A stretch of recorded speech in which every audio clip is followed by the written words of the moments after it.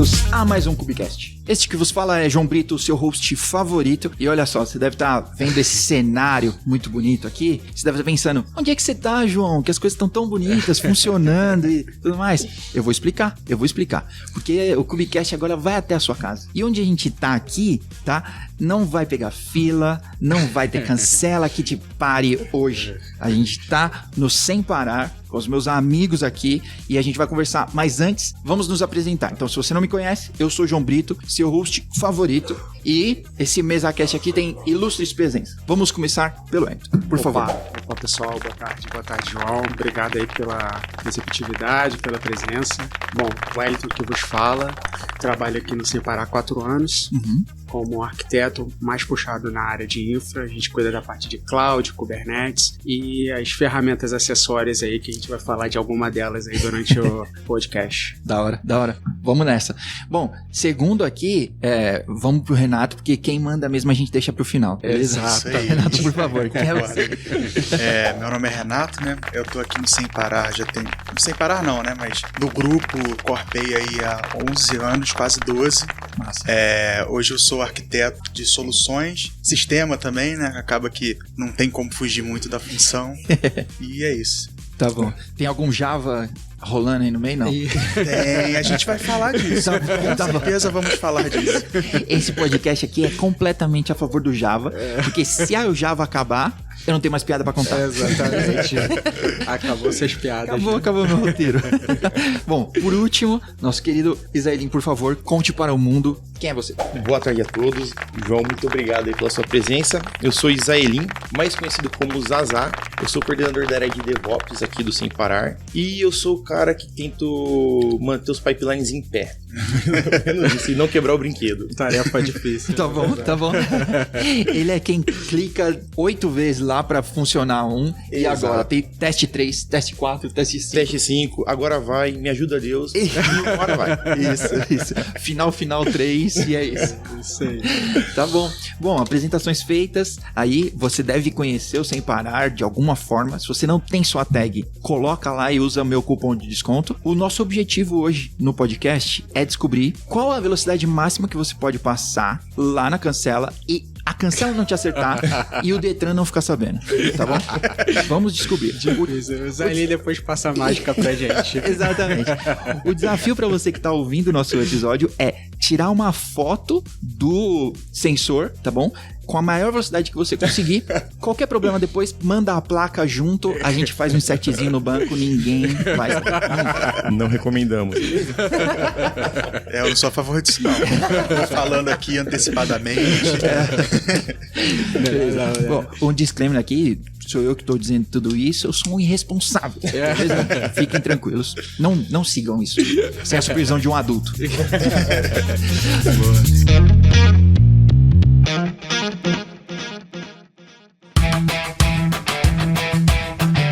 Bom, dadas as devidas introduções aqui, o que a gente vai falar hoje, o nosso bate-papo principalmente, né, já que estamos no Cubicast, vamos falar sobre Kubernetes e sistemas distribuídos. E Java também. E Java também. Não que Java seja muito distribuído, mas vamos chegar lá. Eu quero começar aqui o nosso bate-papo, pra gente quebrar o gelo e iniciar com... A gente definiu alguns temas aqui pra gente passar. Taints e Tolerations.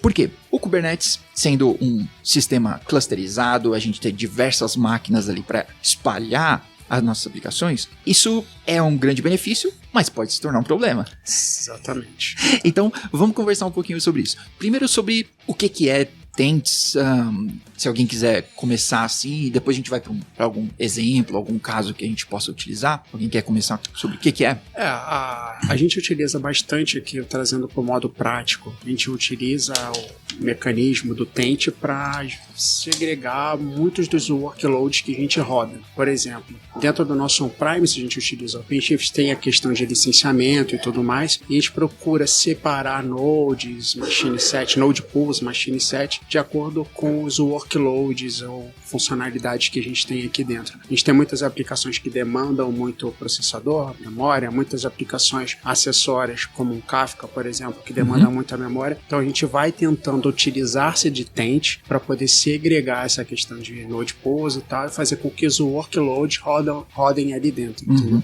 Então é uma maneira de o Kubernetes entender ali via kubesctl e tudo, que a gente quer que aqueles workloads B ou C nasçam naqueles tents daqueles node pools que a gente criou. Então, basicamente, uma aplicação prática que a gente utiliza muito aqui tem a ver com essa funcionalidade ali. Legal. Ó, então, pra quem não tá nesse nível de QI do Wellington, eu vou baixando o nível aqui. A gente separa grupos de máquinas, né? Com um tag bem simples, né? A gente vai colocar uma tag na máquina. Label ali, né? Uma label, exatamente. Que a gente... Um exemplo que todo mundo vai usar quando você vai falar de Tent agora a gente tá na moda da IA. Então, se você tem dentro, você pode ter dentro do seu cluster tipo de máquina diferente. Exatamente. Né? Então, o exemplo mais prático aqui é que você pode ter lá dentro do seu cluster umas 50 máquinas, mas você tem umas 10 que tem GPU. Não vai rodar seu PHP lá nessa máquina de GPU, pelo amor de Deus. Porque você não vai utilizar isso. Você está jogando dinheiro fora e normalmente é o dinheiro de alguém que vai ficar chateado com você. Então, você separa e coloca uma tag lá e, tipo, as minhas aplicações que usam GPU, podia ser sem criatividade mesmo, GPU, coloca a tag na aplicação, a tag na máquina, elas vão rodar naquela máquina. Porque também, se a aplicação de GPU rodar numa máquina sem GPU, também vai ser ruim. Então, sim, qualquer uma das duas. Sim, exatamente. Um exemplo que vocês utilizem hoje. Recentemente, João, a gente tem, por exemplo, a gente está começando a rodar um API Gateway dentro do nosso cluster, ter alguns microserviços em que a gente está fazendo publicações externas dentro dele, e surgiu a necessidade de a gente meio que separar esse tráfego. Tanto desde do que entra, desde o que até os nodes, né, os workers que rodam ali esse tipo de processo, né, de aplicações front-end, API Gateway. E para poder segregar tanto os workloads rodando, quanto depois aplicar uma policy ali para poder filtrar o que está passando para o nosso back-end, a gente tem utilizado do artifício de Tent também. Então, para poder, vai ser um front-end, vai subir uma aplicação que vai ter acesso externo, a gente procura nessa segregação que foi criada, utilizando as labels lá, como se comentou e tudo, separar todo aquele tráfego que entra dentro do nosso cluster, para ter um melhor controle ali, passar. É uma das aplicações que a gente tem utilizado para isso. Legal. A gente pode usar Tent para os dois lados, né? A gente pode dizer quem pode rodar naquelas máquinas e quem não pode. Exatamente. Né? O benefício aí das regras vai dar criatividade. Exatamente. Então a criatividade e a forma como se configura é bem variada. Né? Bastante vasta. Depende de quão disposto você tá ou que horas da madrugada qual você vai usar. Exatamente. Legal. E na prática, os tents aí, mas ele também pode ser um calcanhar de Aquiles, ele também pode ser um problema. Porque se você, por exemplo, estourar a quantidade de recursos que você tinha, então, de novo, o exemplo das máquinas de GPU, se eu tenho 10 máquinas e chegou no limite ali, eu não tenho um scaling, nada, a próxima aplicação não vai subir, porque ela não encontra máquina o suficiente. Exato. Vai ficar lá em pending, lá esperando algum recurso disponível para ela subir. Né? Mesmo que o cluster, no geral, tenha espaço. Muitos recursos. Né? Isso acontece, por exemplo, nós temos aplicações Kafka, dentro, onde a gente criou, usando o label lá, o Tent, uma separação de node pools para ela. Então a gente tem uma questão de que quando a gente está fazendo alguma atualização do cluster, ali, atualização do node, se a gente derruba um node ali, como a gente tem a questão do Tent e do Toleration ali, para poder não deixar, como é um cluster, não deixar dois nós do Kafka nascer, ele fica ali em situação de tô esperando um load ok aqui para poder atingir as políticas ali, as regras que a gente colocou para ele poder subir. E aí acontece isso como você falou, né? Então assim, uma estratégia que a gente às vezes usa é, antes da atualização, subir mais um node nesse node pool. Legal. Se a gente tem recurso, sobe mais um node e aí para o negócio acontecer, fazer o rollout certinho e a gente conseguir depois baixar um outro para poder funcionar, né? Legal. Um assunto que não tem nada a ver com esse tema, vou abrir um parênteses. mas que pensei, agora que você está falando sobre isso, sobre subir um node nesses momentos assim, e que às vezes as pessoas não levam em consideração, principalmente quando está on-premise, é que você precisa ter uma folga de infraestrutura para manobra. Exatamente. Que às vezes as pessoas se esqueceram do capacity planning. O capacity planning foi destruído nos anos 90 e agora ninguém mais pensa nisso, ninguém mais faz uma conta, ninguém mais... Porque, não, mas a infraestrutura não escala, a AWS ou sei lá, não pode crescer isso? Não pro infinito. Não pro infinito, não pode. Se eu não tiver máquina, não vai ligar mais máquina. Pois é. A gente vai chegar nos recursos aí, né, Zé, que nos ajuda bastante a controlar o capacity, né? Porque tanto o on-premise parece que os recursos são mais infinitos do que, por exemplo, assim, mais infinitos na questão do custo, né? Sim. A AWS é infinito, mas a gente... O cartão Black vai passando. Aqui a gente vai subindo, mas aquela questão de que tá custando é mais subjetiva, sim, mais abstrata ali, né? Então, assim, a facilidade de se subir sem ter aquele ônus no futuro é um pouco menor. Mas a gente vai falar de alguns recursos aí que ajudam a questão de ver capacity. Legal. Ajustar ali, planejar alguma coisa, né? Legal. Olha, esse episódio, se você é desenvolvedor, não vai embora. A gente vai contar piadinha ruim sobre Java, mas você já tá acostumado. Se você trabalha com Java, você sabe. E a gente sempre vai contar a mesma piada. Tá tudo bem. Mas não é implicância com o uso de memória. Não é implicância. Nunca. A gente nunca ia ficar batendo na mesma tecla. A gente não é disso. Exato. Mas eu queria já aproveitar aqui que a gente começou a falar um pouco sobre recursos, a gente tratar um pouco disso, porque é uma resposta difícil pro desenvolvedor dar, que às vezes eu sou de infraestrutura a vida inteira assim, e de contar mentira no podcast, mas mais de infraestrutura, a gente espera isso do desenvolvedor, mas é difícil para ele ter esse número, para ele ter essa informação boa que possa levar isso para QA, para produção, mas também não é completamente simples pra gente pegar simplesmente depois que isso passou. Exatamente. Né?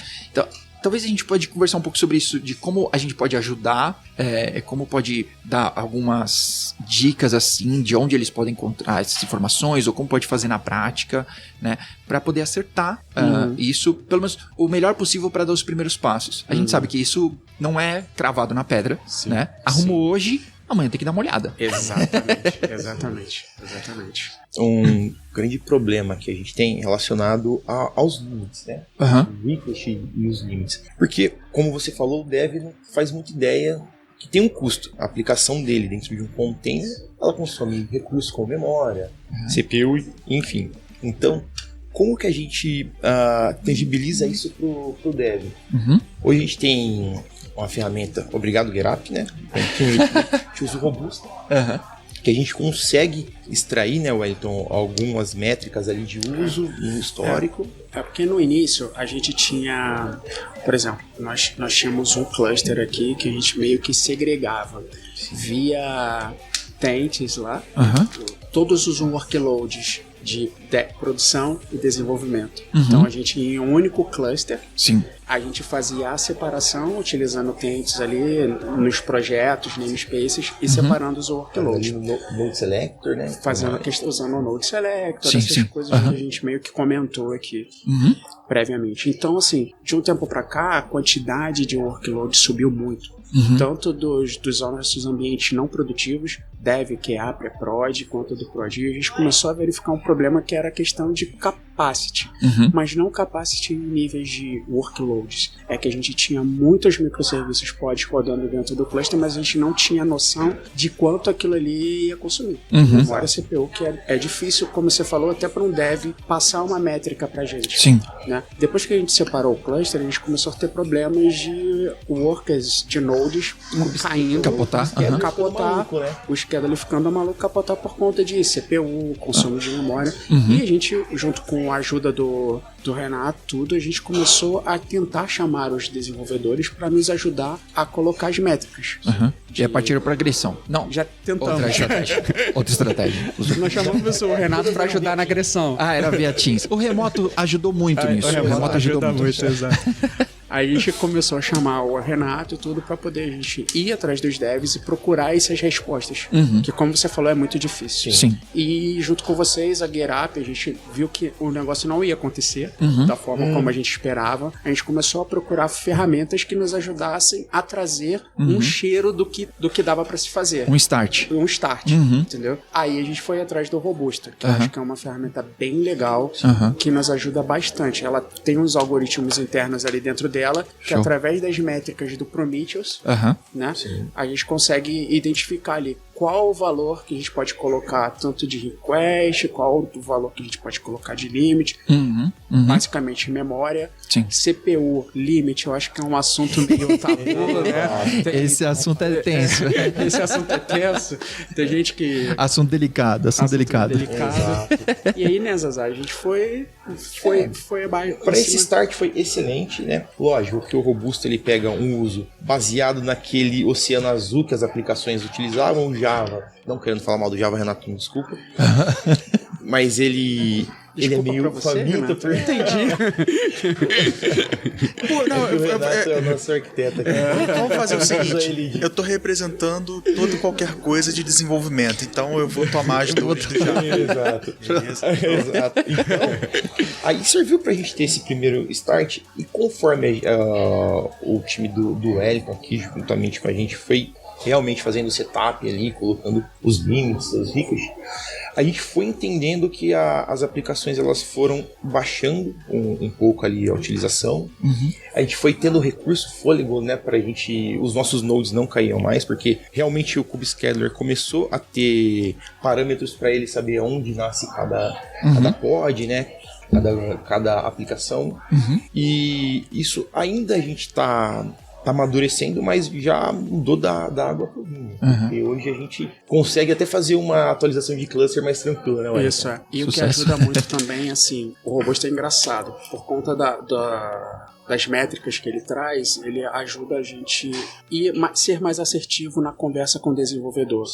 Por exemplo, às vezes ele te dá umas métricas de você configurar para uma aplicação X ou Y 14 GB. Você vai tentar entender o que está acontecendo ali dentro daquela aplicação e tal. Você vê que, às vezes, uma aplicação Java não tem uns parâmetros de memória, algo do tipo setados, e que ela não consegue ser efetivo na questão do garbage collector. O céu é o limite, né? Exato, A aplicação porque- acha que tudo que tem ali de memória é dela. E Exato. até para economizar para o processamento ali, ela vai manter aquela memória alta para não usar o garbage collector para que a aplicação esteja o mais performática possível. Inclusive a gente teve essa mesma situação com o .NET. Não algo tão grande assim, porque o .NET, depois da versão Core, né, ele melhorou bastante em relação a isso, mas tivemos casos de aplicação .NET que não estava passando garbage collector e estava com um pod chegando a 600 MB, que é algo muito absurdo. Então, quando a gente disse um limite para ele ali, ele sabe qual é o limite dele ali. A gente tem o contraponto que ele vai, como ele vai passar mais o garbage collector, ele vai usar mais CPU. Não tem jeito. Sim, tem que ter um trade-off, né? Falando dessa aplicação Java, ela tava, essa aplicação em específico, que o Robusta estava recomendando ali 14 GB, que ele estava rodando dentro de um worker que tinha bastante memória. Exato. Então assim, o Java estava entendendo, determinado procedimento eu vou usar. Aí Tem a gente- 48 GB, aqui que são 14, Isso. né? Por uma questão de a gente tentar otimizar e tudo que a gente fez, a gente criou um node pool separado, utilizando lá a questão da label, do tempo como a gente conversou, para poder colocar, e colocamos o cara lá com o node pool, com um worker com menos memória. Ele começou a fazer o trabalho dele, que ele usava 14 GB para fazer, ele começou a fazer com 4 GB, porque mesmo sem mexer na aplicação, ele estava entendendo que eu tenho pouca memória para fazer. Em compensação, aumenta muito o consumo de CPU.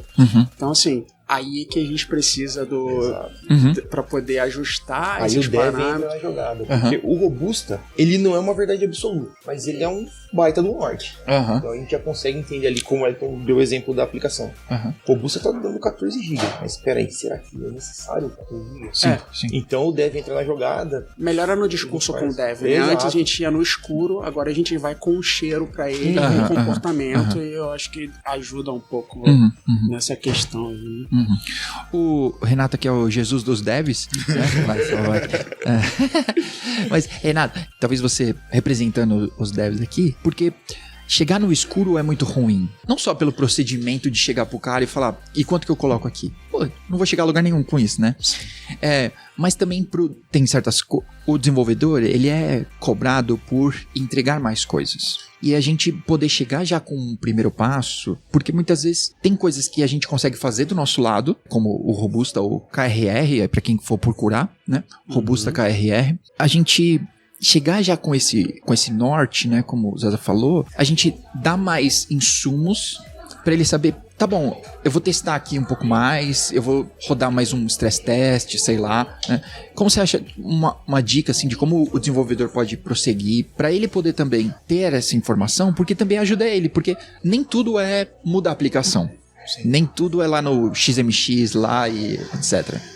Tem questões realmente da infraestrutura ali, até essa própria aplicação do Java aí, ou a do .NET, que ela tá usando porque a gente notou esse comportamento especificamente com a diferença de uso de memória no ambiente não produtivo e no produtivo. Foi isso que deu a primeira luz ali pra galera se ligar. Na época a gente não tava usando Robusta ainda, né? Exato. Mas assim, se você tem aplicações similares que já estão executando, você já tem um cheiro de quanto que aquilo vai consumir. Você tem uma aplicação que está em produção, que você já tem a noção do quanto de memória que ela usa, logicamente ela vai estar bem próxima ali. Legal. Mas você tem uma aplicação que foge do padrão. Eu estava até conversando com o Wellington sobre isso. O pessoal está fazendo uma aplicação para gerar relatório e ela está em container. Então, essa aplicação que está gerando relatório, ela está gerando relatório de abastecimento gigantesco de pessoa jurídica. O cara passa sei lá quantas vezes no pedágio. Então, assim, são relatórios grandes que vão ter sei lá quantos mega cada um. Essa aplicação, ela tá fugindo completamente do padrão. Então, ela não pode entrar nesse mesmo escopo disso que estava acontecendo. E acabou que, por falta de comunicação, acabou entrando, né? Aí o dev veio esbravejar comigo. Se tu estiver assistindo, eu tô falando de tu. Ele veio esbravejar, pô, Renatão, os caras aplicaram lá e eu não tô conseguindo. Eu virei pro Wellington e falei assim, pô, Wellington, dá uma ajuda aí. Aí o Wellington rodou o Robusta lá. Porque o Robusta, ele traz uma métrica baseada numa janela de tempo dada pelo Prometheus ali, né? Coletando as métricas do Prometheus. E como é uma aplicação que ela executa uma tarefa e acabou, executa uma tarefa, então às vezes o valor que vai trazer ali a média vai ficar ruim, não compreende o que de fato a aplicação precisa, né? Então assim, o time que está olhando ali aquelas informações e que está conversando com o dev, ele tem como condição de verdade o que está aparecendo no Robusta. Mas aí vem a questão do que o Renato falou, da função da gente chegar, mostrar os números e escutar o que a boa e velha comunicação, a boa e velha comunicação, exatamente. Nesse caso específico foi até bom, porque o primeiro bloco que ele tomou, ele foi lá e deu uma mexida na aplicação. Ele tinha um tempo muito curto para entregar a aplicação e ela gastava um X de memória lá, eu não lembro exatamente quanto que é. Então esse primeiro bloco já fez com que ele gastasse mais um tempo para otimizar a aplicação. Isso foi bom. Mas ele chegou a um ponto que ele já não tinha mais para onde correr. Eu acho que é importante tirando a questão da comunicação, mas acaba acendendo uma luz ali no time de dev também de que, cara, não é um recurso infinito ali, e eu também preciso olhar para minha aplicação. Eu preciso levar isso em conta, de preocupação, né? Preciso levar em conta, né?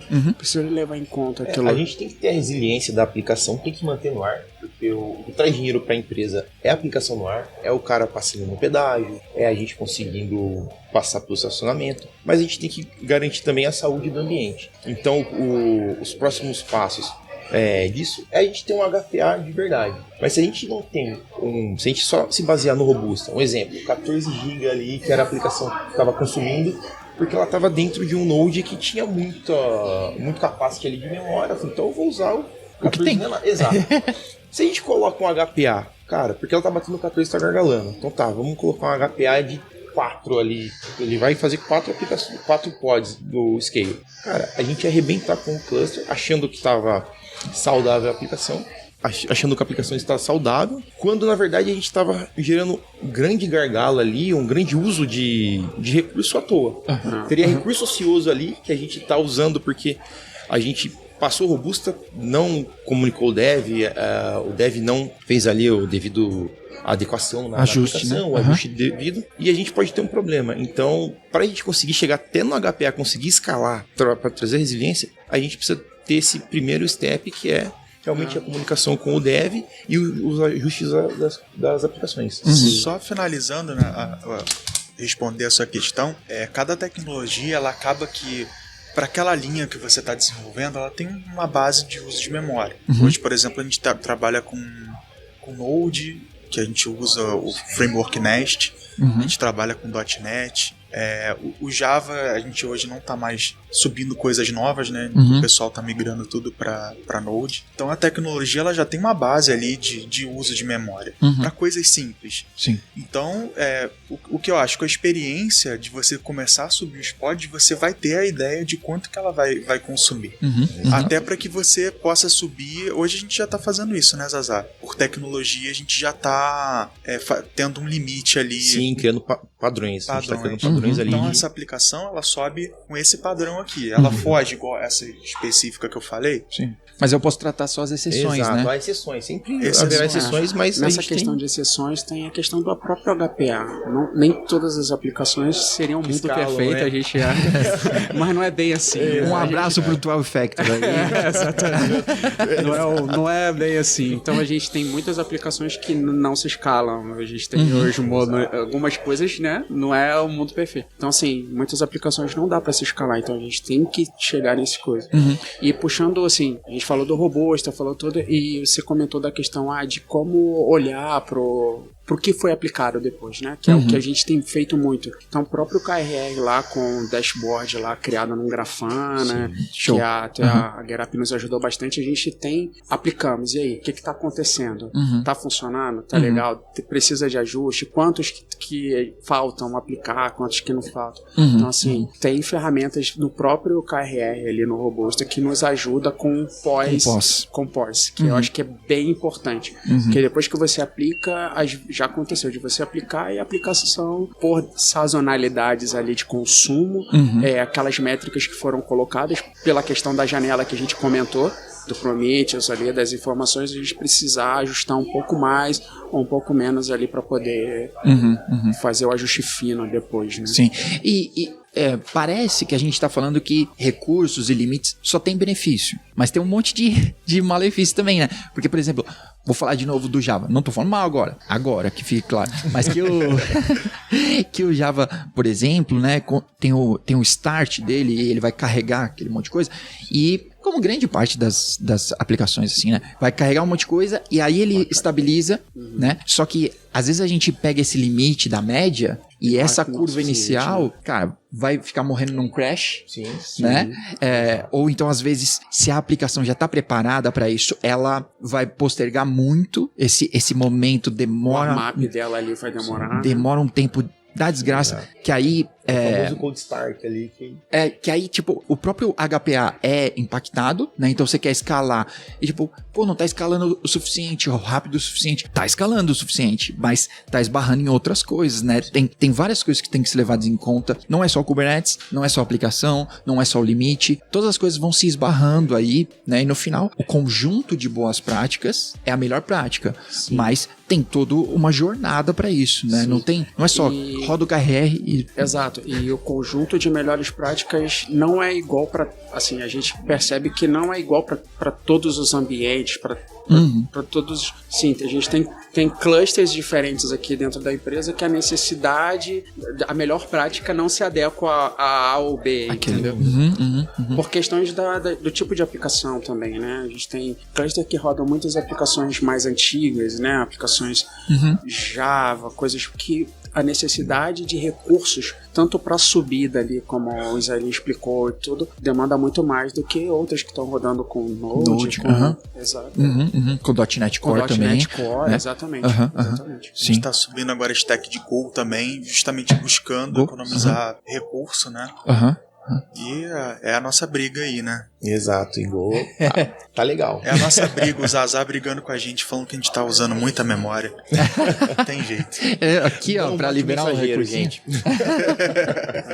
Não, legal. Não, é porque assim, depois de todo esse trabalho que a gente meio que tá finalizando na questão dos nossos clusters, a gente, cara, a parte de estabilidade melhorou muito. Assim, tanto de capotar os nodes que mexe acontecia, e na previsibilidade, a gente consegue olhar ali as métricas e ver, opa, os requests que a gente colocou ali já estão meio que no limite do que a gente tem de capacidade dentro do nosso cluster, né? Então a gente demanda de mais nodes, demanda de mais coisas, né? Então facilita muito nessa previsibilidade, como você tinha comentado. Legal. De recursos, de capacity. Sim. E que o capacity é afetado aí por recursos e limites, mas às vezes que não é difícil de explicar isso, mas se a pessoa não conhece, ela simplesmente, por ela não saber, aquilo afeta diretamente, né? Com, por exemplo, over-provisioning, né? Sim. Então, tipo, cara, eu vou pôr um request grande aqui e aí o cluster vai ficar mais ocioso. Eu vou pôr um request apertado e aí cabe mais coisa e não afeta meu capex ali. Então, todas essas coisas têm que ser levadas em conta, né? Você vai perguntar pro dev quanto que precisa a aplicação dele e vai falar, bota uns 6 GB aí. 6 GB. Quanto você tem no seu Node? Exatamente. Não, mas é que brincadeiras à parte, na prática, é isso, né? Tipo, cara, isso vai impactar lá na frente, na quantidade de máquinas que eu tenho, na quantidade de recursos que eu tenho disponível e que a companhia tem disponível também, né? Sim. Porque para eu colocar mais aplicação, eu preciso de mais máquina, mais recurso e por aí vai, né? Até o infinito, né? Exato. Tem, assim, por exemplo, dentro do nosso on-premise, a gente roda em cima de virtualização. Tá até novos embrólios aí com todas as empresas relacionadas ao VM. Um abraço pra Broadcom. Que se quiser patrocinar aqui, porque dinheiro não tá faltando, Broadcom. Pelo amor de Deus, vem com essa.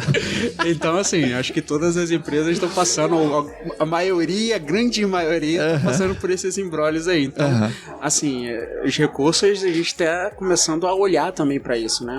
Provisionamento de máquina, de tudo, baseado em tem essa questão também. Esse é um bom gancho aqui pro nosso próximo tema, que é de escalar o cluster, porque a gente tá falando por enquanto dentro do cluster, né? Dos pods rodando ali e se alocando dentro das máquinas. Mas o próprio cluster pode precisar crescer, como seria bom que ele diminuísse quando não tá precisando, né? E até dá a utopia aqui, quase, né? Dele escalar para 0. Exatamente. Né, de quase chegar aí na história do serverless e tudo mais. É isso aí. Isso aí. Tá rolando umas brincadeiras assim, né, Wellington? Sim. Como que tem acontecido isso? Se isso tá nos planos de vocês? Sim, a gente tem conversado bastante, né, Zé? Quer comentar um pouco aí sobre... Hoje, o que acontece, né? Parte do desenvolvimento, né, do ciclo, né? Exato. Então, hoje, o nosso ciclo de desenvolvimento, como que ele funciona? A gente segue muito à risca, né, aquele padrão da minha máquina funciona.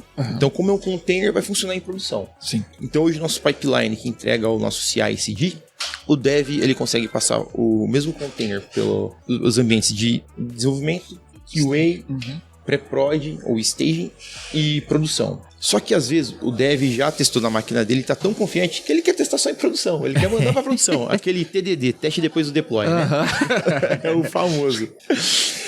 Então, essa aplicação ela acaba ficando ociosa no ambiente de desenvolvimento, no ambiente de QA e no ambiente de pre-prod. Ou seja, o dev acaba não fazendo um teste, ela está consumindo recurso e não está sendo utilizada. Então, o que o Wellington trouxe aqui pra gente, né? A gente está tentando criar o conceito de serverless aqui dentro do nosso Kubernetes para quê? Para que quando a aplicação não esteja sendo utilizada, a gente consiga fazer um scale to zero. Se você quiser falar mais sobre o Knative... Inicialmente, João, a gente começou a procurar alternativas. Quando a gente fez a segregação do cluster, começou a utilizar a parte do robusta e tal, ajustar as métricas, a gente começou a olhar e ver justamente isso que o Israeli falou, da questão de... por conta do todo o ciclo ali da esteira, de passar pelos ambientes e tudo, muitas das vezes vai se testar a aplicação em pré-prod, em QA ali e tal, faz um teste externo. Então a gente começou a ver que muitos recursos têm ficado ociosos dentro do cluster. Como a gente faz para poder jogar, otimizar, jogar para o scale to zero? Começamos a tentar utilizar o Keda, mas a gente teve um pouco de dificuldade com o Keda, porque muitas das aplicações que a gente tem dentro do nosso cluster são microserviços.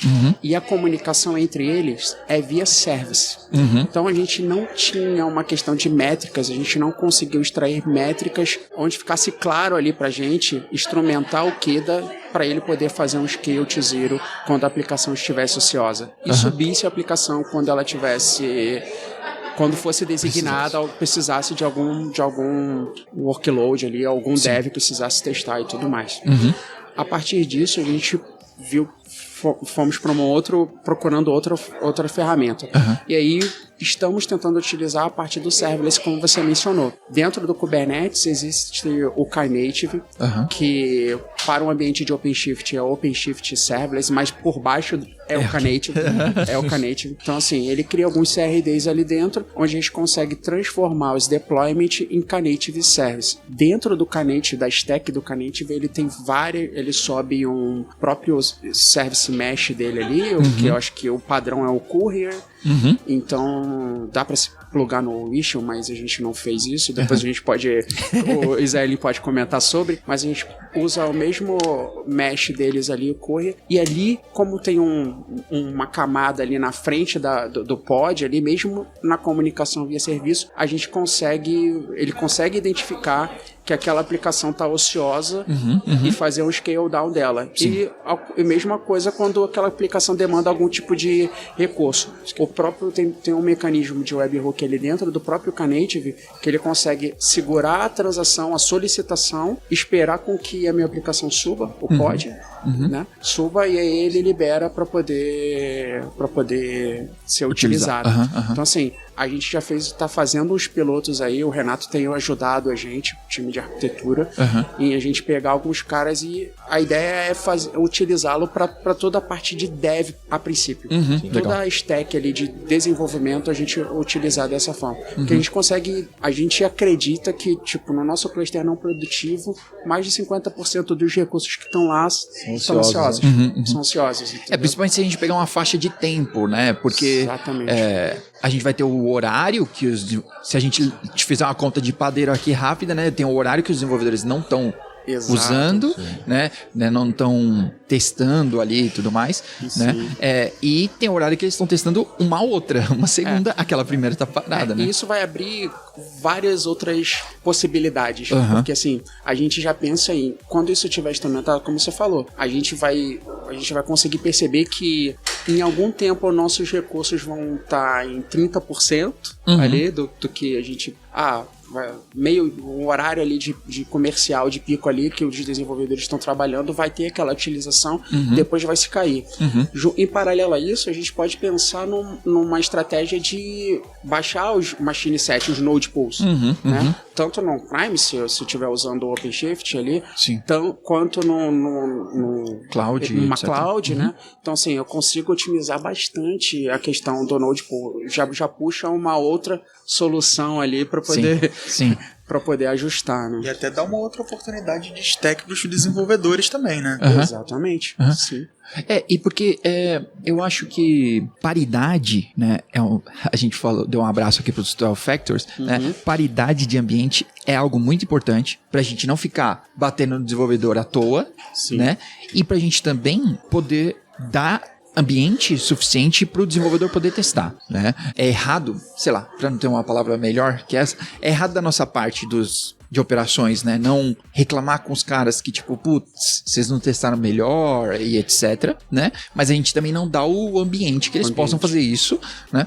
tão bom quanto o de produção. Exato. Mas o dinheiro também não é infinito. Então, ter um ambiente par, né, pra testar, pra dev, etc., também sai caro. Então, quanto mais a gente consegue otimizar isso, né, esse scale down principalmente, melhor, né? E para só usar recursos, a gente chegou em sistemas distribuídos justamente para isso, né? Pra gente usar melhor os recursos ali. Exato. E a complexidade não é só na questão das aplicações em si. Tem a questão de paridade com massa de dados, né? Que eu acho que é uma dificuldade aí, até que o Renato estava comentando, que às vezes não é, a gente tem uma disparidade com relação à massa de dados até o ambiente de pré-prod, prod, enfim. Tem muitos outros desafios ali que para poder chegar naquele ambiente flat ali. E aí, às vezes o desenvolvedor fala, mas aí puxando um pouquinho a sardinha pro lado dele, tem algumas dificuldades nessa questão. Mas que os problemas vão...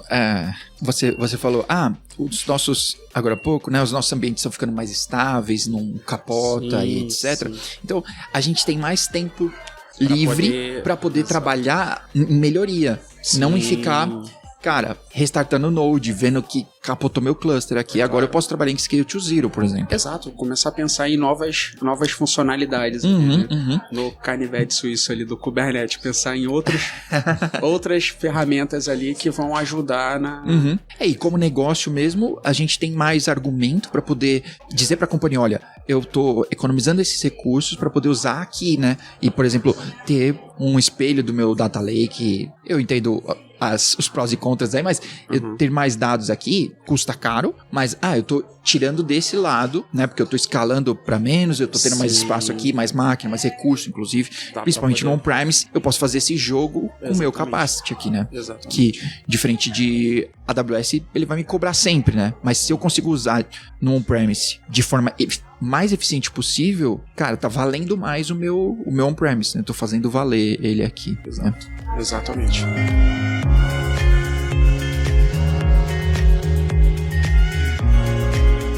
A gente falou, inclusive, um pouco sobre o pós, né?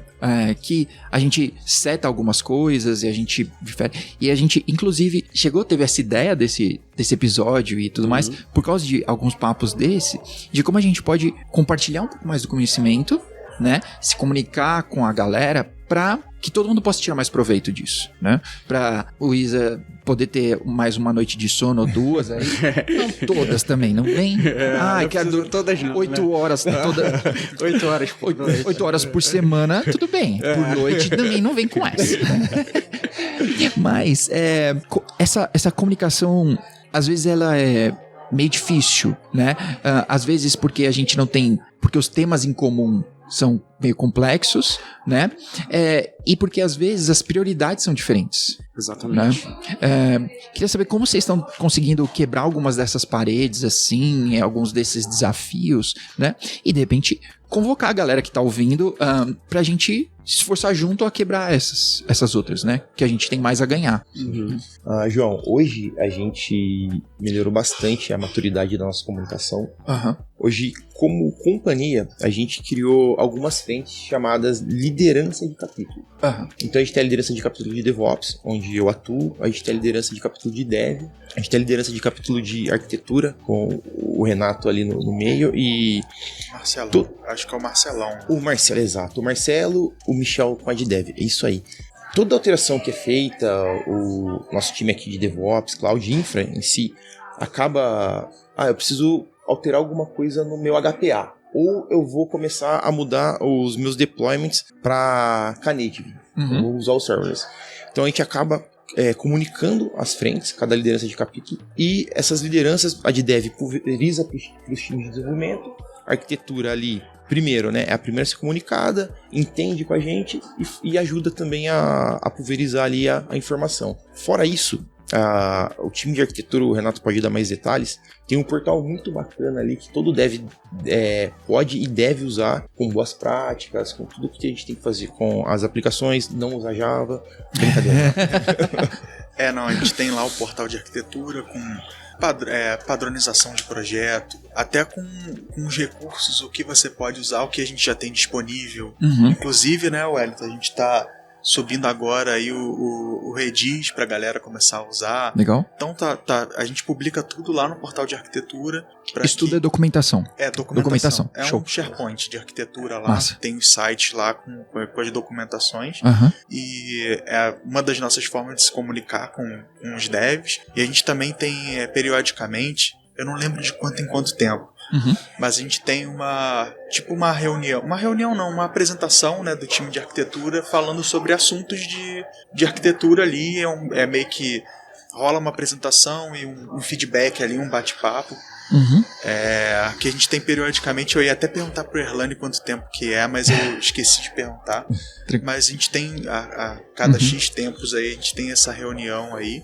E dentro da infra, né, Wellington, a gente tem uma wiki. Então, o time de cloud cria alguma coisa, o time de DevOps, o time de SRE, a gente condensa todas as informações dentro dessa wiki. Então, um exemplo, a gente está adotando o GitOps com o Argo CD. Como que eu faço ali o commit do meu manifesto Kubernetes para eu conseguir fazer o sync entre o Argo e o cluster? Tá ali. Então, as informações estão todas ali. Hoje a gente consegue ter uma boa maturidade em comunicação. A gente está, cada dia mais a gente encontra mais desafios, né? Então, não vou dizer que está o estado da arte, mas a gente está caminhando bem legal. Sim, legal. O maior desafio é a gente está criando vários meios de comunicação, mas é um desafio se aproximar do dev para poder nos ajudar nessas questões todas que a gente já comentou, né? Porque, como você falou, eles têm a prioridade deles ali. Muitas das vezes a prioridade deles é muito diferente da nossa, que tá... A entrega nunca é pra amanhã, é sempre pra ontem. Sempre pra ontem, né? Sim. Então, assim, o nosso maior desafio é manter o cluster em pé, pensar em coisas novas e estar sempre otimizando ali a questão da infra, arquitetura e tudo mais. A deles, às vezes, é entregar o projeto,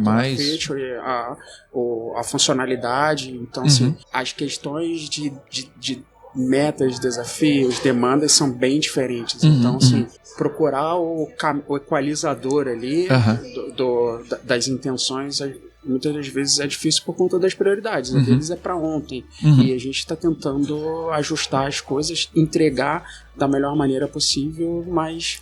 Exato. É aquele passo que acho que é em todos os lugares.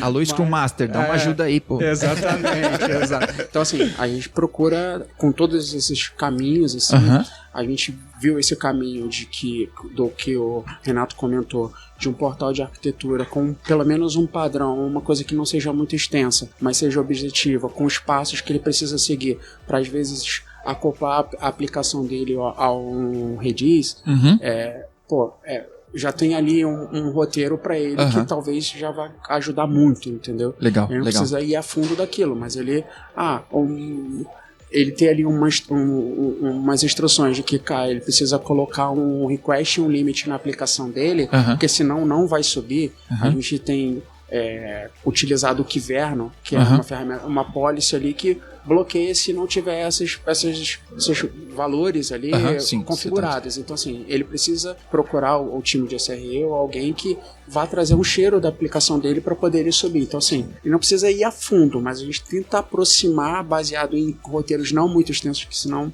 não vai rolar, né? Mas que seja objetivo na forma que coisa. Indo em capítulos, como o Israel tem feito ali e tal, junto com os times, acho que é um caminho que a gente está tentando seguir. Legal. Temos êxito, não sei se vai dar totalmente certo, mas por enquanto tá. que eu acho que eu passei pelas tentativas, né? Eu passei a pensar muito nisso de falar sempre jornada, porque não é um vitória-derrota. Exato. Não é tipo, acertamos aqui, fim, golaço, cadeira e tranquilo, né? Tem muitos processos e terminou tem mais outro desafio, tem outro crescimento, tem uma nova coisa que eu posso otimizar, tem aplicações novas que de repente fazem aquilo com mais eficiência, né? A gente falou do Knative, a gente falou do Courier, do Istio, e por aí vai. tem gente que vai defender o Istio, faz parte, né? Tem gente que defende Java. Tudo bem. A gente até teve recentemente aí algumas coisinhas aí com o Istio, né? Exato. Pra quem gosta de gastar recurso, Java e Istio é a fórmula do sucesso. Verdade.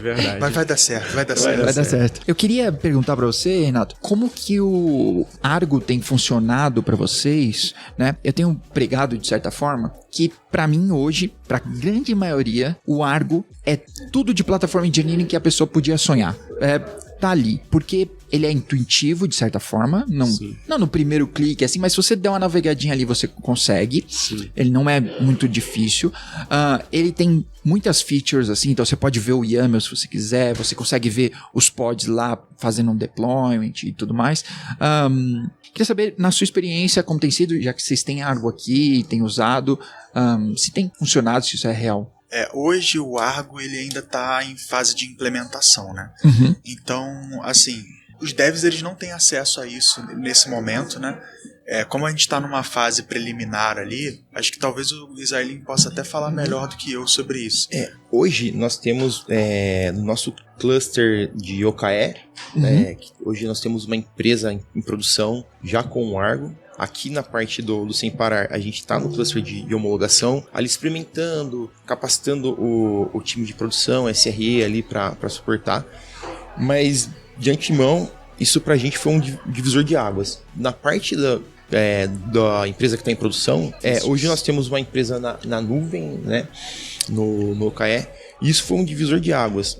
Porque com o conceito do GitOps, que é o que rola por trás do Argo CD, nos deu tranquilidade de, hoje, toda alteração que é feita, um limit, eu vou alterar ali, adicionar um config map, uma secret, eu consigo fazer, eu vou criar um service, vou alterar um timeout no ingress da aplicação. Antigamente, era feito de forma manual, e se perdia ao longo do tempo. Cara, o que essa aplicação tem? O que eu faço? Por que ela tá assim? Hoje a gente consegue colocar no repositório, commitar, e o Argo CD faz o sync com o cluster.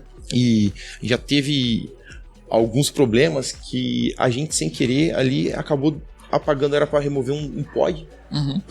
Cara, qual que é o troubleshoot mais fácil ali que a aplicação tá parada? Restart o pod. Restart, Exato. Bom e velho. Né? O bom e velho restart. A gente saiu do on-premise tá fazendo isso, mas beleza. E então, sem querer, foi excluído, deletado um deployment. Até a gente voltar a entender, refazer o deployment. Hoje, com o Argo CD, a gente consegue remover esse cara na mão, porque no sync, o próximo sync ali, coisa de minutos, a aplicação reverte, porque ela não mudou no estado aqui que a gente tem no nosso repositório de código-fonte. Isso pra gente é muito legal. A gente vai, nas próximas semanas, a gente tá tentando trazer pro nosso cluster produtivo. Aí o Renato vai conseguir brincar um pouco mais, que a gente vai trazer pro nosso universo sem parar. O Zazá me excluiu do projeto. Nossa, ele tem disso. Você tocou num ponto bem interessante quando você começou a apresentar o Argo aí, né? Porque até com o Marcelo lá da Grap, se ele estiver vendo aí, um abraço, a gente no início teve umas discussões filosóficas, porque eles defendem, o Marcelo principalmente, tem muita questão do Flux. O Marcelo tem a camiseta do Flux. Não tem, Marcelo? Então, e a gente aqui começou numa vertente de Argo, né? Exato. Mas assim, você descreveu bem um dos motivos que a gente começou a utilizar o Argo, que é a facilidade de uso, né? Por conta de ter aquele portal e tudo mais, assim, eu acho que fica muito mais fácil para quem vai manter, quem vai usar, entender como é a questão do GitOps ali visualmente, né? Acho Troubleshooting também é legal, Troubleshooting também é legal. Cara, o Flux cara não sincou. Por que não sincou? Exato. O Flux ali a gente vai na linha de comando. Exato. O Argo ele tá amarelão lá na frente, mostra se foi o deployment ali, você errou na hora de criar um config map, a indentação. Mesmo com o Argo ali, a gente já, como o Isael citou, a gente já tem ele dentro do nosso cluster produtivo. Nos nossos clusters maiores, a gente colocou no ambiente não produtivo, mas a gente ainda não subiu porque a gente entende que o nosso time de sustentação ainda não está com uma maturidade para poder a gente conseguir subir com a ferramenta. Coisa que é mais rápido com o Argo, mas eu acho que a gente ia sofrer muito mais se estivesse utilizando um Flux por conta da questão do visual, né? Que acho que hoje em dia, para numa situação de crítica ali, ou com um problema de um deployment que foi apagado, algo do tipo, você ter aquela visualização ali se torna muito mais fácil. Né? Eu perguntei até mais pra você, Renato, mas não que eu queria te colocar numa saia justa aqui. Brincadeira. Eu perguntei mais por causa que a gente tem essa discussão desde sempre, né? Desde que o Kubernetes entrou nessa história, de quanto que o desenvolvedor tem que saber sobre Kubernetes para ele poder usar Kubernetes. Que é injusto a gente ficar pedindo que o cara saiba. Pô, se ele perguntasse o contrário, quanto você sabe de Go aí pra eu poder colocar minha aplicação? Exato. Né? Não é injusto? Exato. Mas assim, isso é uma opinião minha, tá? Pela minha formação ali, eu acho que o desenvolvedor ele tem que entender do ambiente que a aplicação dele tá subindo, até para ele fazer o melhor possível. Concordo. E eu sempre fui dessa linha, né? Até o Leonardo que tava aí, que hoje é o diretor deles aí, que é de infraestrutura, ele era meu coordenador anos atrás, ele me contratou anos atrás para ser dev do time dele. Legal. Então assim, esse é um exemplo claro de alguém que tenha a cabeça dos dois, que entenda muito bem dos dois. Eu acho que o ideal é que você entenda. Entenda. Tem que entender tem até uma pra noção você... básica ali pra Até pro pessoal né? de DevOps e de infra não dobrar o cara. Gosta, Isso aí. O velho ditado diz, quem não sabe fazer não sabe mandar, né? Então você vai ser enrolado ali no meio do caminho. Então assim, entendeu o suficiente pra não ser enrolado. Eu penso que o cara, pra ele chegar num grau de senioridade ali, pra que ele seja um sênior ou seja um tech lead, ele tem que conhecer. Eu concordo. Mas você não acha que na prática a gente deixar mais fácil possível esse caminho para que o cara não precise conhecer, sei lá, todos os alias de kubectl, ter que conhecer, sabe, como trafegar ali dentro, né? Sim. Claro, conhecer o que é um config map, por que usar o secret e não esse, porque a gente tá usando um vault e, sei lá, os porquês eu acho ótimo, assim, concordo total, assim, mas quanto mais fácil a gente consegue deixar isso, né, pro cara no dia a dia, porque o trampo dele não é esse. Sim. O trampo dele não é conhecer sobre Kubernetes, né? Claro que conhecer sobre Kubernetes deixa o trampo dele mais fácil, ou melhor, inclusive. Ele precisa saber manter o Kubernetes. Manter, sim, não. Mas ele tem que entender como o ambiente funciona. Total. Da hora. Um fluxo desse de GitOps acaba abstraindo muito essas questões do dev, né? Ele vai se preocupar em comitar a aplicação dele ali dentro do repositório, que a mágica vai acontecer dentro do cluster. Né? Mas que até esses conceitos é importante o cara conhecer, né? Porque senão ele fica deletando e o GitOps fica reconciliando lá, ele fica nessa guerra, né? Tipo, exatamente. Cara, e de repente, às vezes o cara tá deletando com um objetivo, não é errado. Ele não tá errando, mas ele tá errando que ele não entendeu o conceito. E ele tá lutando contra ali uma regra que se estabeleceu, né? Exatamente. Mas eu parto dessa premissa. Pra mim, minimamente, ele tem que conhecer até pra ele ter um grau de senioridade como desenvolvedor. Até do outro lado também, por exemplo, nós aqui não precisamos saber a fundo do Java, mas assim, entender um pouco das métricas ali de parâmetros de configuração, de memória, algo que você consiga interagir com o dev e chegar num denominador comum também é importante. Show, com certeza. Né? Sim, até pra falar mal com propriedade, até né? Até pra não ser enrolado por ele. Até pra não ser enrolado. Zazá, quando eu era dev uns anos atrás, ele tentou me enrolar, mas eu abria com ele lá aqui, ó, Zazá. Até pra não tentar ser enrolado neles também. Zazá tentava me enrolar. Tô vendo aqui, tá conectando no banco, Zazá, não vem com essa. Não, cara. Mas faz mais um commit aí, por favor. Enquanto a gente tá mexendo aqui no pipeline. Boa. A gente falou um pouquinho sobre regras aqui, né? A gente falou um pouco sobre boas práticas, Stokeverno, inclusive, né? E que hoje, nos autos aqui de 2024, Kubernetes já fez 10 anos. Pessoal, é isso. Kubernetes em todo canto. Você vai topar com alguém, né? Inclusive, você falou sobre a senioridade. Olha, se você quiser escapar do Kubernetes, cria sua própria empresa e não sobe Kubernetes, porque não tem outro jeito. Exato. Né? Mas que ele traz diversas facilidades, mas o que eu costumo dizer é que o grande benefício e o grande calcanhar de Aquiles ali do Kubernetes é a flexibilidade. Ele é completamente permissivo, ele não é seguro por padrão. Você sobe o Kubernetes, ele não é seguro. Isso. Né? A gente, até pouco tempo atrás, tinha essa ideia de que, não, a gente colocou no container aqui, tá isolado e pronto, não vai atrapalhar os outros. Exatamente. Não é exatamente assim, não funciona assim, na verdade. Né? Então eu queria falar com vocês um pouquinho, entender quais boas práticas vocês já conseguiram colocar em regras, assim, e até esse método. Vou comentar um pouco, aí você pode concluir. A gente aqui dentro do on-premise, a gente se vale de uma funcionalidade que aí eu acho que é interessante, que é a questão do OpenShift da Red Hat. Ela, por padrão, o cluster ele nasce com muitas desses guardrails aí que você comentou. Sim. Configurado em relação à segurança. Isso é muito legal. nos ajuda bastante, entendeu? A questão de privilégio, de root, aquelas coisas, tudo é meio que fechado dentro de um cluster OpenShift. Sim, né? Verdade. Então assim, a gente se vale muito desse tipo de feature que tem dentro do cluster para poder ajustar. Partindo para as clouds, que a gente também tem cluster em cloud e tudo, a gente procura utilizar ferramentas como o Zora, aí puxando aí para GetUp, que nos ajudam tanto na questão de um container que subiu com acesso privilegiado, ou algo ali que precisa ajustar num ingress, algo do tipo.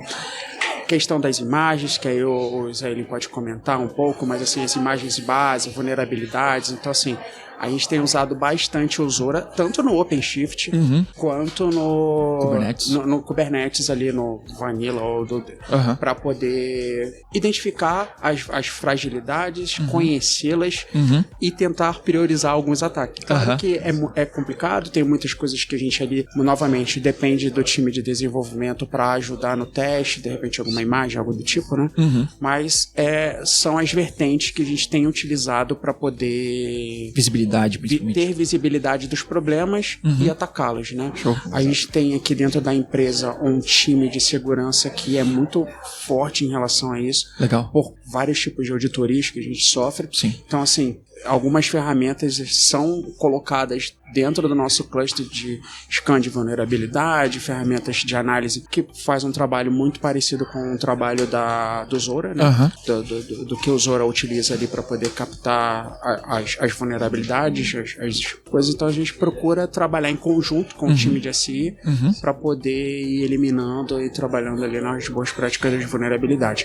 E tem a questão das imagens aí, que o Zé pode falar dos deploys. Quando né? uma aplicação vai nascer em container, a gente tem uma comunicação bem legal com o time de arquitetura, o time do Renato, que é o quê? Qual a melhor imagem base para aquilo? Seja um Java, seja um Node, seja um .NET e... PHP não tem? PHP a gente tem PHP. Tem PHP. Mas em container não, né? Não? Tem container. Tem? Que tá na cloud. Senão já ia falar pra vocês subir alguma tem coisa. Java, Tem que subir. Tem que subir um PHPzinho aí. Vamos falar primeiro da parte boa, depois a gente... Estamos falando de boas práticas. Exato.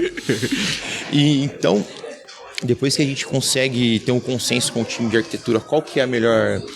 imagem base, seja uma Alpine, agora o pessoal está começando a brincar com imagem Scratch, né? Renato. Então a gente tagueia essa imagem, traz para o nosso cluster, para o nosso registry privado, deixa ela guardadinha ali rola os scans de vulnerabilidade e a gente cria o nosso container em cima dessas imagens. Lógico, né? Como você comentou, a gente tem algumas imagens, porque o mundo não é perfeito. Lógico. Então, quando a gente migrou algumas coisas para container, a melhor maneira, com muitas aspas, a gente teve que baixar uma imagem zona do Ubuntu, fazer uns apt-get maluco lá para baixar algumas libs, algumas coisas. Então, essas imagens também, a gente tem um certo cuidado em cima dela. O Zora nos ajuda bastante pra gente tentar manter pelo menos um nível ali de segurança mínimo, né? Para que a gente não tenha nenhum problema de invasão ou algo do tipo. Mas que é um trabalho contínuo, É contínuo, a gente não para. A ideia é essas imagens... Desses aí até o Zazá virou Renatão. Alguém tá usando essa imagem aqui, essa aqui tá com vulnerabilidade. Eu falei, não, essa aí pode se unir com ela. É a parte chata, né? Aí tem que bater lá, ó, cara. Ou às vezes essa imagem aqui não tá muito boa, cara, mas ela funciona. Tá bom, então vamos deixar ela funcionando, mas vamos pensar em melhorar? Sim, como a gente pode consertar. E que às vezes o Triv, né, o plugin para scan de imagens que a gente tá utilizando lá no Zora, ele já traz umas dicas, né? Pô, atualiza esse pacote para versão tal, etc. Ou às vezes, né, tem o famoso will not fix, né? Que é tipo, putz, cara, tá bom, como a gente vai mitigar isso aqui? Exato. Mas a gente já tá sabendo, né? Que é o primeiro passo. Ficar no escuro é que é ruim, né? No processo do deploy lá para o registro privado das imagens e tudo, já rola o scan. A gente utiliza hoje o scan do Docker Hub pra isso. Então, da hora. a gente tem lá o semáforozinho, como estão as imagens. E aí rola de vez em quando, né, Renatão? Ô, Renato, me ajuda aí. Mas a ideia é melhorar cada vez mais, né? Como você disse, são fases. Quando a gente pensa que tá chegando no estado da arte, a gente abre uma porta e vê que sai não sei se todo mundo aqui é dos anos 90, mas a gente abre a porta e sai um macaco correndo atrás da gente, Serginho Malandro. É verdade. Então a gente vai tentando resolver esses problemas. O modo que a gente vai trazendo mais maturidade pro time, trazendo pro time de desenvolvimento, pro nosso time também. E é uma melhoria contínua. Sim, total. E que Go ajuda nisso, né? Fazer uma imagem from scratch pro Java é completamente diferente de fazer uma pro Go, né? Exato. Pro Go ficou mais tranquilo, né? Como você falou, acho que o ponto de partida é conhecer. Conhecer as suas deficiências, vulnerabilidades do ambiente. Total. Com o Zora ali, com a ferramenta de scan de vulnerabilidade, que olha para dentro do seu cluster, não só das imagens, dos containers, mas das configurações de segurança, de que tá rodando privilegiado ali dentro ou não. Enfim. E aí, priorizando e atacando, né? Sim, total. Eu costumo dizer, inventei, sei lá. Juntei alguns conceitos, mas tô tentando propagar isso aqui, vou falar no Kubecast também, pra todo mundo me ajudar, que é da saúde de Schrödinger, tá bom? Então vocês já devem ter imaginado pra onde que eu vou, mas é que normalmente os homens, normalmente, né? Não que eu faça isso, mas a gente simplesmente não faz o exame, né? A gente vai vivendo aí, né? Podia cair morto aqui na hora do Kubecast, ia ser ruim pro episódio, né? Mas, de repente, e às vezes a gente tá utilizando esse mesmo método na nossa infra, no nosso Kubernetes ali. Eu tenho... Não, cara, acordei... Sei fazer exame. Tá tranquilo. Pô, vamos pra mais um dia, né? E o cluster tá lá. Então... Só tá doente quem abre a caixa. Exato. Só fica doente quem faz exame. Quem não faz exame...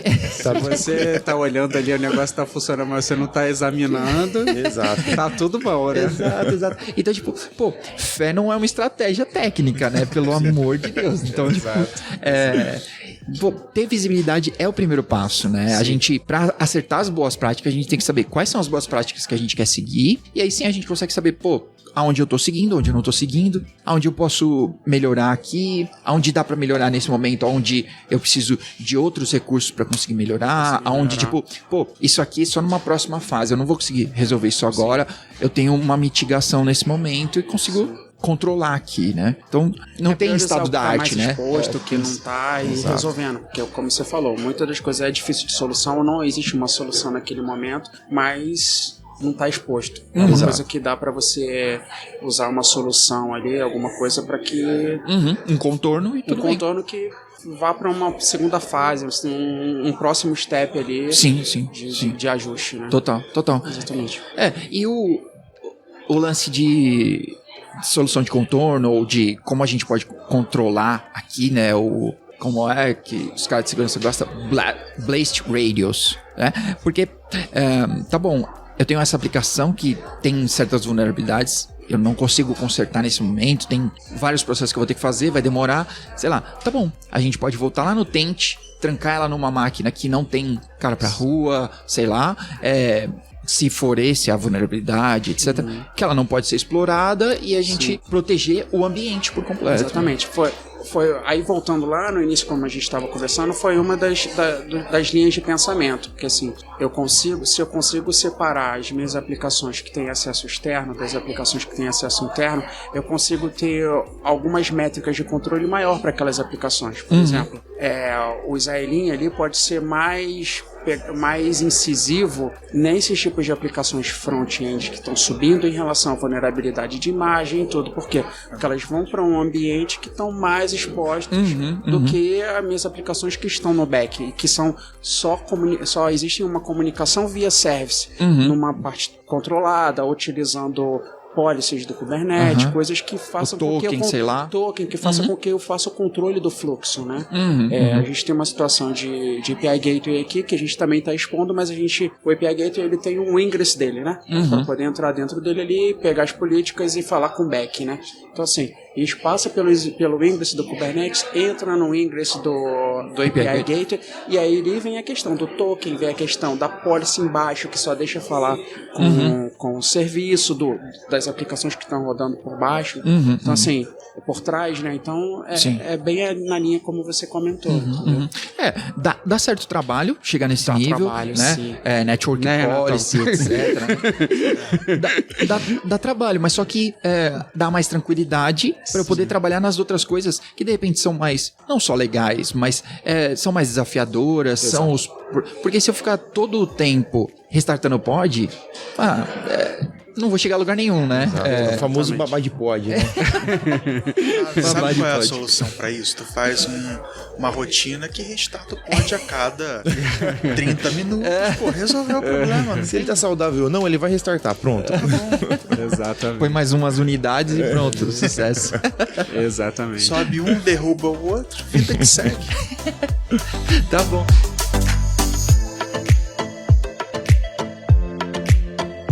Senhores, eu queria caminhar aqui para o nosso encerramento. Primeiro, agradecer o espaço e abrir o espaço para vocês poderem deixar um recado, assim, para a galera que está ouvindo, seja para a galera daqui mesmo, desse prédio com vocês, seja para a galera que também, de repente, está enfrentando algum desses problemas ou pegou algumas dicas. Esse é o momento, vamos nessa. Eu queria agradecer aí, João, Gerap, assim, pelo bate-papo, acho que foi bem legal. A gente falou de muitas ferramentas acessórias ali do Kubernetes, que eu acho que ajuda num objetivo comum. Falando aqui dentro da nossa empresa, do nosso time, a gente tem procurado muito trabalhar com o time de desenvolvimento nessa parte de otimização do cluster. Eu acho que isso aí deve ser um desafio para todo mundo, para vários tipos de empresas. E é isso, assim, eu acho que utilizar de ferramentas e manter a comunicação, como você falou, né, João? Vai levar lá o objetivo de, enfim, atender tanto o lado do dev, que quer a aplicação dele rodando da melhor maneira possível, e tanto do lado da parte de infraestrutura, arquitetura, do time de DevOps, que é ter um ambiente mais estável, mais resiliente ali, pensando na questão do custo, que é importante também para os nossos chefes ali, né? No melhor custo. Tá bom. Diz aí, Renato. Bom, a minha dica aí para esse final não use o Kubernetes, monta um Docker na mão, dá muito trabalho isso aí. Não, brincadeira. Uma VMzinha é sucesso. Isso. Valeu pela oportunidade aí da gente estar mostrando um pouquinho aí do que a gente tem trabalhado. Queria agradecer também ao pessoal aí de infraestrutura que sempre apoiou para que a gente conseguisse ter um ambiente saudável para trabalhar aí, para conseguir subir as nossas aplicações, e até pelo conhecimento, né? Eu estava falando sobre obter conhecimento como desenvolvedor, né? E boa parte desse conhecimento que eu tive foi com esses caras aqui que estão aqui comigo aqui, né? Então, agradecer a eles também a oportunidade aí de estar aqui. Eles me chamaram aí para estar falando junto com vocês aí. Valeu aí, foi um prazer te conhecer. Legal, o prazer é meu. E fica tranquilo, a gente nunca mais vai fazer piada de Java nesse episódio. Agora acabou a capa do Dev. Então tá tranquilo, Java. Eu até brinco muito com o pessoal do meu time aí, né? Que a maioria da galera veio do Java e eu do .NET, né? E tem uma rivalidade que eu não entendo qual é dessa rivalidade. Tem até o Doug do meu time aí, o arquiteto. Vivo zoando ele. Ontem eu quase convenci ele que o .NET é melhor. Tava por aqui, ó. Ele vai ver isso aí, vai me xingar com certeza. Só que ele vai xingar em espanhol, então eu não vou entender, tá tranquilo. Isso aí. Boa. Zazá, você. João, muito obrigado, cara, aqui pelo seu tempo. por passar conhecimento pra gente também. Agradecer o time GetUp que vem trabalhando em conjunto com a gente. A gente conseguiu dar um up aqui no nosso cluster depois que a gente teve essa parceria com a GetUp. E uma dica que eu deixo a todos, primeiro, eu amo os devs, cara. Assim, sem vocês a gente não tem nada pra fazer. Vocês criam aí o brinquedo, a gente mantém ele no ar. E eu acho que o Wellington já falou tudo que eu poderia falar, e a comunicação é primordial, ali a troca de conhecimento, essa sinergia. Eu como DevOps, eu tô um pouquinho um dia com o boné de Dev, um pouquinho outro dia com o boné de Infra, então eu acho que essa comunicação, essa sinergia é importantíssima para a saúde da corporação, da empresa que você trabalha, seja o Sem Parar, seja você de casa que está ouvindo na sua empresa, quem quer começar com Kubernetes, quem já mestre nisso, como o João, e acho que é isso. Só por último agradecer aí a comunicação do Sem Parar e o pessoal que nos ajudou aí a promover esse ambiente. Exato, Tiagão, obrigado, hein, cara. Que liberou aí, nosso diretor aí que liberou o espaço, enfim, Total. pra gente poder bater esse bate-papo, que foi bem legal, João. Massa. Pô, então, eu quero aproveitar aqui, um abraço, Leonardo, obrigado mesmo pelo espaço pra gente poder gravar e conversar aqui, né? Porque muitas vezes a gente vai falar sobre ideias ou sobre um projeto e tudo, mas poder falar com vocês que estão com a mão na massa, que estão enfrentando os problemas no dia a dia, tá? É muito legal, porque quem tá ouvindo também tá nesse mesmo jogo, também tá enfrentando esses mesmos problemas. As fases das dores são diferentes, mas eu acho que as dores são bem parecidas. Bem comuns. Com certeza. Eu queria terminar, então, fazendo um jabazinho, brincadeiras à parte. Então, se você não conhece o Zora que a gente citou aqui, acessa lá, github.io/OSS, você vai conhecer esses projetos open source para você poder ter visibilidade do seu cluster. E a gente falou bastante sobre comunicação. Desde que, da primeira vez que o Flickr falou sobre DevOps e etc., DevOps é comunicação. E eu conversei com o pessoal no Cloud Native, no último encontro Cloud Native que a gente teve aqui em São Paulo, e a minha palestrinha para falar bobagens lá sobre plataforma, tá? Era assim, olha, plataforma não vai resolver os problemas que você não resolve no soco, tá bom? Exato. Olha só. Boa. A técnica tá ali para resolver os problemas, não o contrário, não pra gente ficar criando coisas técnicas, ficar colocando mais ferramenta, etc. A gente tem um problema e vamos tratar. E normalmente trazer todo mundo pra mesa e um bate-papo de sucesso, assim, ó, né? Sim. E arquitetura também é comunicação, né? Aproveitando. Sim. Aí, Erlane, ó, Arc Rules aí, ó. Deixei a mensagem. Muito bom. Mas tá bom. isso. Obrigado pra vocês. Obrigado, pessoal. Obrigado, Vamos gente. comunicar. A gente se fala na próxima. Tchau. Valeu, obrigado. Valeu, galera.